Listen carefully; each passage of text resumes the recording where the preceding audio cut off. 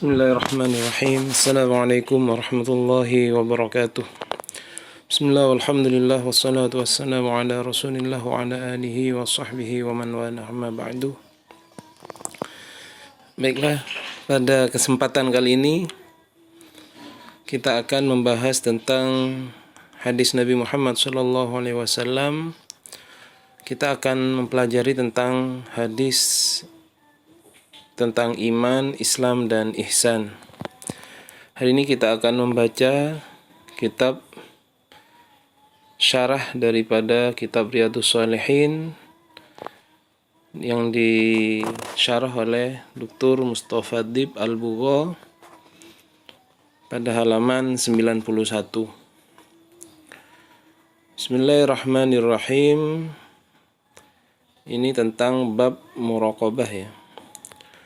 Wa ammal ahadits fal awwal an Umar bin al-Khattab radhiyallahu anhu qala bainama nahnu julusun 'inda Rasulillah sallallahu alaihi wasallam dhata yawmin idh tala 'alaina rajulun shadidu bayadi thiyab wa shadidu sawadi sya'r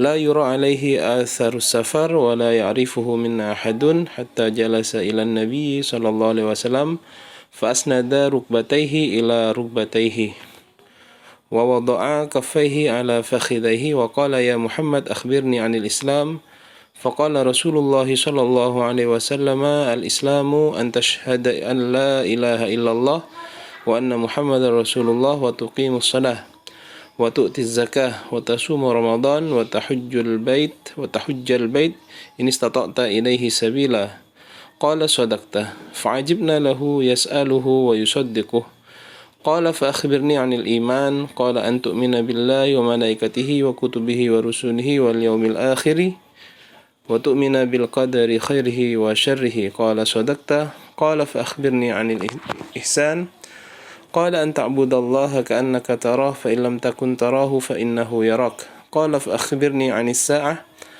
قال ما المسؤول عنها بأعلم من السائل قال فأخبرني عن أماراتها قال أن تلد الأمة ربتها وأن ترى الخفاة العراة العالة رئاء الشاء يتطاولون في البنيان ثم انطلق فلبثت مليا ثم قال يا عمر أتدري من السائل قلت الله ورسوله أعلم قال فإنه جبريل أتاكم يعلمكم دينكم رواه مسلم ومعنى تلد الأمة ربتها أي سيدتها ومعناه أن تكثر السراري حتى تلد الأمة السرية بنتا لسيدها وبنت السيد في معنى السيد وكلا غير ذلك والعالة الفقراء وقوله مالية أي زمنا طويلا وكان ذلك ثلاثا الحديث رواه مسلم في أول كتاب الإيمان.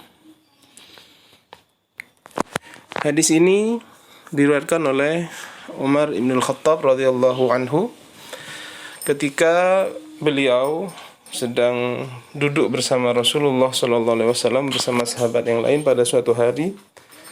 Kemudian datang seorang yang bajunya sangat putih, syadidu bayadi thiyab. Kemudian datang juga orang yang sangat hitam daripada rambutnya, syadidu sawadi sya'r.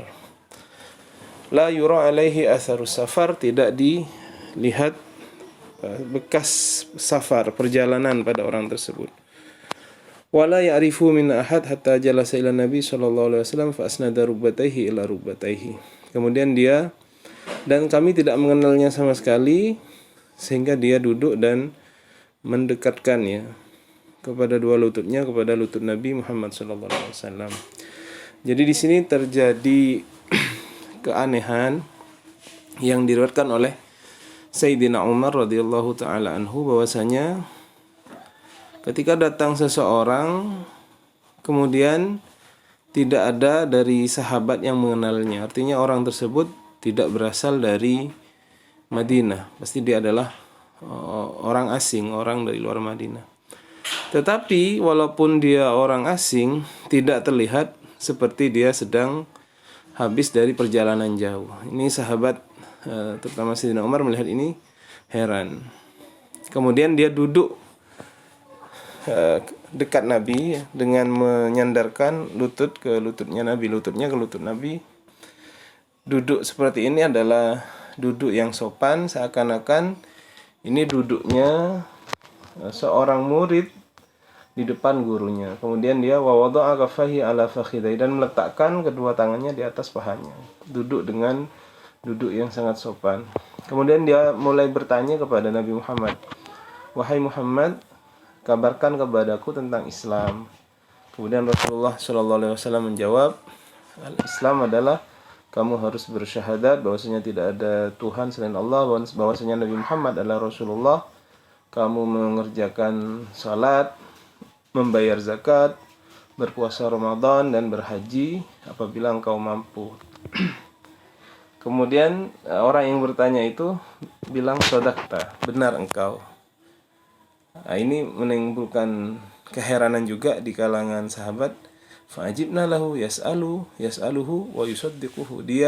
Kami heran, dia bertanya tapi membenarkan, seakan-akan sebelum bertanya dia sudah tahu orang tersebut akan jawabannya. Kemudian dilanjutkan, fa akhbirni anil iman. Kabarkanlah kepadaku tentang iman. Kemudian dijawab, kamu harus antu'mina billah, beriman kepada Allah, kepada malaikatnya, kepada kitab-kitabnya, kepada rasul-rasulnya, kepada hari akhir, dan iman kepada qadar, baik itu baik dan buruk. Kemudian dia bilang, yang bertanya itu shadaqta, membetulkan apa yang sudah dijawab oleh Nabi Muhammad SAW. Kemudian dia bertanya lagi orang tersebut, fa akhbirni anil ihsan. Dia bertanya tentang ihsan, kabarkan kepadaku tentang ihsan. Qala an ta'budallah ka'annaka tarah. Dia berkata, Nabi Muhammad ya, engkau beribadah kepada Allah seakan engkau melihatnya. Fa illam takun tarah fa innahu yarak. Apabila engkau tidak bisa seperti itu, maka yakinlah bahwasanya Allah Subhanahu wa taala pasti melihatmu. Jadi ulama mengatakan bahwasanya al-ihsan ini adalah maqam yang sangat tinggi yang kita pelajari dalam tasawuf ya. Jadi orang yang sudah bisa seakan-akan melihat Allah, beribadah seakan melihat Allah, itu sudah rohnya sudah mampu melihat kepada hal-hal yang tidak bisa dilihat oleh mata. Artinya ada ketersambungan antara roh dia dan Allah Subhanahu wa taala. Namun apabila kita tidak bisa seperti itu, tidak bisa seakan-akan kita melihat Allah, maka yakinlah bahwasanya Allah melihat kita. Nah, dengan kita dilihat oleh Allah, ulama mengatakan ini adalah disebut maqam al-muraqabah, maksudnya Allah selalu mengawasi kita. Orang yang selalu diawasi oleh Allah Subhanahu wa taala pasti akan selalu tunduk dan patuh, tidak akan mengerjakan sesuatu yang dilarang oleh Allah Subhanahu wa taala. Jadi ini adalah maqam yang tertinggi dalam Islam, yaitu maqam ihsan. Dan juga menegaskan bahwasanya tasawuf ataupun ilmu tentang akhlak ini adalah ilmu yang bersumber daripada Nabi Muhammad sallallahu alaihi wasallam. Kemudian orang itu bertanya lagi, fa akhbirni anis saah. Kabarkan kepadaku tentang hari kiamat. Kemudian dijawab oleh Nabi, yang ditanya tentang hal tersebut tidaklah lebih tahu daripada yang bertanya. Siapa yang tahu terjadinya hari kiamat kecuali Allah Subhanahu wa taala, hingga Rasul pun tidak tahu tentang kapan terjadinya hari kiamat. Kemudian orang itu bertanya lagi kepada Nabi, fa akhbirni an amaratiha. Kabarkan kepadaku tentang tanda-tandanya. Qala antalidal amatu rabbataha. Akan melahirkan seorang budak kepada tuannya. Maksud di sini disebutkan bahwasanya akan terjadi di akhir zaman itu bahwasanya banyak sekali anak-anak yang sudah berani kepada orang tuanya. Ada terjadi uququl walidain, terjadi durhaka terhadap orang tua, di mana sudah tidak memperlakukan orang tua sebagai orang yang dihormati karena sudah melahirkannya, tapi malah dijadikan sebagai sebagai seperti di sini bahasanya adalah budaknya. Wantaral hufatal uratal alata ri'a asya'i ta'uluna fil bunyan. Kau akan melihat orang yang bertelanjang kaki, kemudian dia miskin, kemudian dia tidak memakai baju, dan dia seorang pengembala kambing, berlomba-lomba dalam meninggikan bangunan. Di sini ulama mengatakan bahwasanya tidak haram, atau bukanlah hadis ini menunjukkan keharaman daripada meninggikan bangunan. Hadis ini hanya menunjukkan bahwasanya di antara tanda-tanda kiamat itu adalah banyaknya bangunan-bangunan yang tinggi, dan itu terjadi di zaman kita sekarang, bagaimana para arsitek berlomba-lomba untuk membangun gedung-gedung yang sangat tinggi di seluruh penjuru dunia. Sementara kemudian orang itu pergi, falabistu maliya, kemudian Sayyidina Umar terdiam dalam beberapa waktu. Kemudian Nabi Muhammad berkata kepada Sayyidina Umar, "Ya Umar, atadri man sa'il? Tahukah kamu siapa tadi yang bertanya?" Kemudian Sayyidina Umar menjawab, "Allah wa rasuluhu a'lam." Allah dan Rasulnya yang lebih tahu. Kemudian dijawab oleh Nabi Muhammad, "Fa innahu Jibril atakum yu'allimukum dinakum." Dia adalah Jibril yang datang kepada kalian mengajarkan perihal agama kalian. Rawahu Muslim. Hadis ini diriwayatkan oleh Imam Muslim. Dan makna talidul amah rabbataha, ada ulama yang mengatakan dia adalah seorang budak melahirkan tuannya. Jadi disebutkan juga antaksuras sarari, akan banyak selir-selir atau budak sehingga dia melahirkan anak daripada tuannya.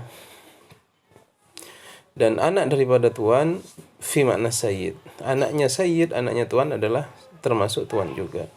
Dan ada yang mengatakan ghairu dzalika, ada yang mengatakan juga bukan seperti itu maksudnya. Wal alah, maksudnya alah itu adalah al fuqara, orang-orang yang fakir, miskin. Wa qaluhu maliyar, dan maliyah itu artinya zamanan tawilan, artinya waktu yang panjang. Wakana dzalika salasan, dan tersebut 3. Hadis ini diriwayatkan oleh Imam Muslim dalam awal kitab iman. Kemudian kita akan langsung ke bab ifadal hadis, ya. Faidah-faidah dari hadis, apa yang kita bisa peroleh dari hadis ini.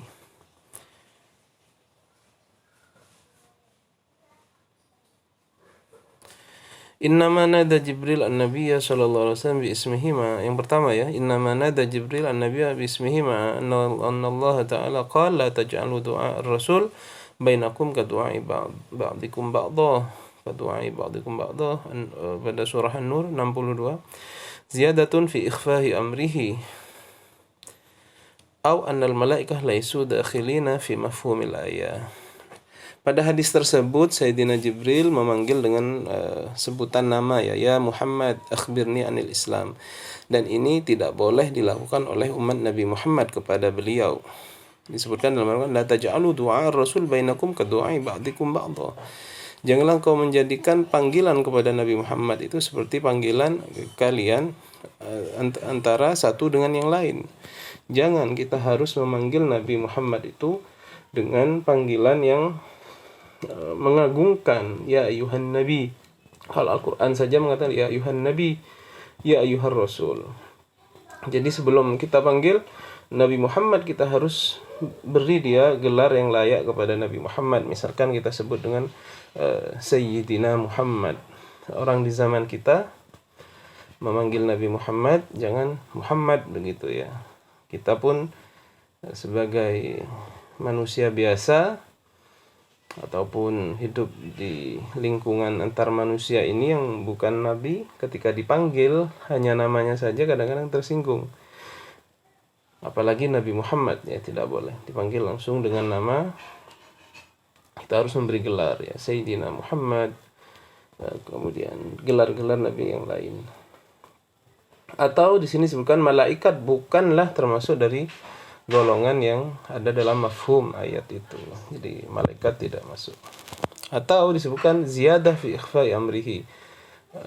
Kenapa Jibril memanggil ya Muhammad? Karena dia ingin menyamarkan daripada statusnya itu sebagai seorang malaikat ya. Al-iman huwa tasdik. Kemudian yang kedua, al-iman huwa tasdik biqawaididdin. Iman adalah membenarkan dengan kaidah-kaidah agama, dengan prinsip-prinsip tiang-tiang agama. Wal Islam huwal inqiyad bil af'al adz-dzahirah asy-syari'ah. Dan Islam adalah melakukan dengan pekerjaan yang zahir. Jadi, kalau iman itu di hati, maka Islam itu akan tampak. Salat, zakat, puasa, syahadat, haji itu kan tampak semua. Jadi iman di hati, tapi Islam itu adalah penerapan yang bisa dilihat dengan mata karena dia adalah al-af'al adz-dzahirah asy-syari'ah. Fihima mukhtalifan mafhuman lakinnaha mutalaziman. Mafhumnya berbeda antara iman dan Islam, tapi keduanya ada talazum, ada keterikatan. Fala yuqbal iman bila Islam, dan tidak diterima iman dengan tanpa Islam. Wala Islam bila iman, dan juga tidak diterima Islam itu dengan tanpa iman. Artinya antara iman dan Islam ini ada talazum, ada keterikatan yang harus kita kerjakan kedua-duanya. Qad yatawassa' asy-syar'u fihima fayusta'mal kullu wahid minhuma makanan akhar.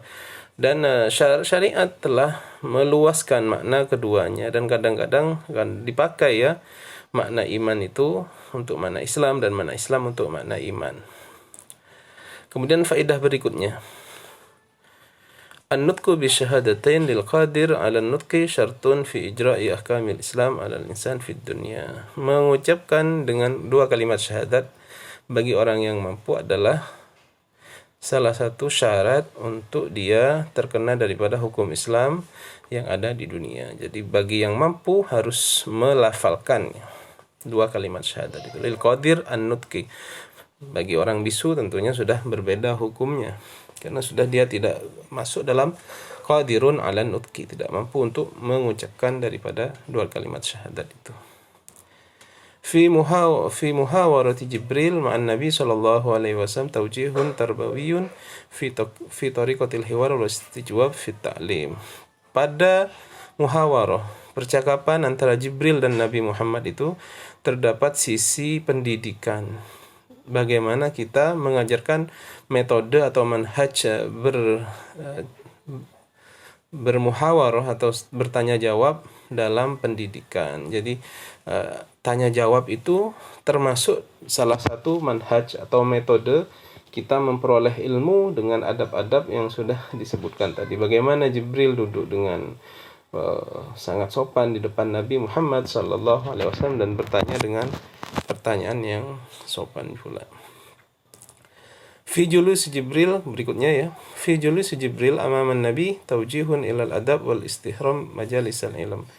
Pada kondisi atau posisi duduk Sayyidina Jibril amaman Nabi, di depan Nabi, beliau duduk ya dan meletakkan kedua tangannya di atas pahanya, adalah arahan bagi kita dalam beradab ya, ketika kita berada dalam majelis ilmu.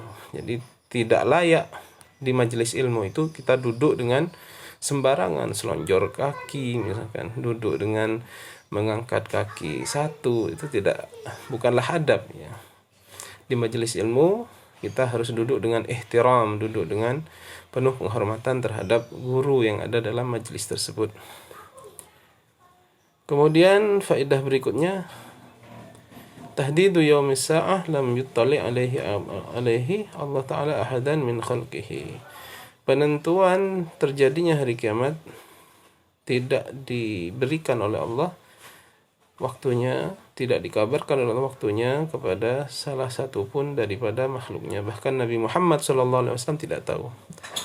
Walakin lisa'ah amarat katsir. Tetapi bagi hari kiamat itu mempunyai tanda-tanda yang banyak. Madzakara fi hadzal hadis, yang sudah disebutkan dalam hadis ini, wa minha madzakara fi ghairihi, dan juga yang disebutkan di luar hadis ini. Zuhur Isa alaihissalam, seperti adanya atau bangkitnya Sayyidina Isa, kemudian adanya Dajjal, bangkitnya Dajjal, kemudian tulu syams min maghribiha, matahari terbit dari barat, wa ghairiha, dan selainnya. Kemudian faedah berikutnya, alal insan ayyuraqib Allah ta'ala wa yash'ur da'iman bi anna Allah muttali'un alaihi.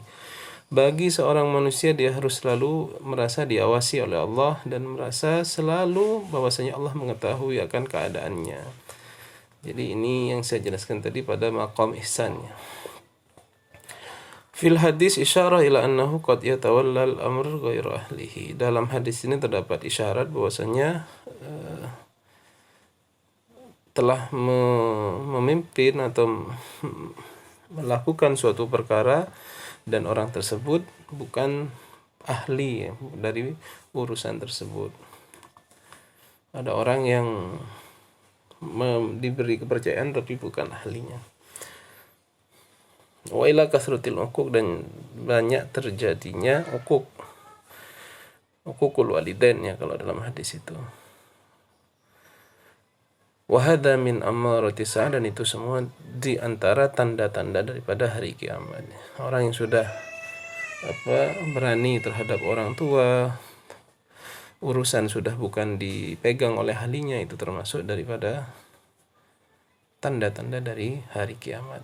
Kemudian yang berikutnya terakhir, alal muslim ayyuhafid ala ususuddin wa arkanihi. Bagi seorang muslim, dia harus menjaga dasar-dasar agama dan rukun-rukunnya. Wa yashur bil mas'uliyah amam Allah ta'ala, dan dia harus merasa dengan tanggung jawab di depan Allah Subhanahu wa ta'ala, fayusinu amalahu, dan dia harus memperbaiki amalnya, bidafi'il iman, dengan faktor iman, dengan dorongan iman, wa muraqabatillahi ta'ala, dan merasa selalu diawasi oleh Allah Subhanahu wa ta'ala. Nah, itulah faedah-faedah yang kita pelajari daripada hadis datangnya Sayyidina Jibril kepada Nabi ini. Hadis ini ada di kitab Sahih Muslim ya, yang sudah kita jelaskan tadi, dan alhamdulillah kita sudah jelaskan daripada hadisnya dan juga faedah daripada hadis yang kita baca tadi. Mudah-mudahan bermanfaat, dan semoga kita selalu diberikan oleh Allah ilmu yang manfaat. Demikian, wassalamualaikum warahmatullahi wabarakatuh.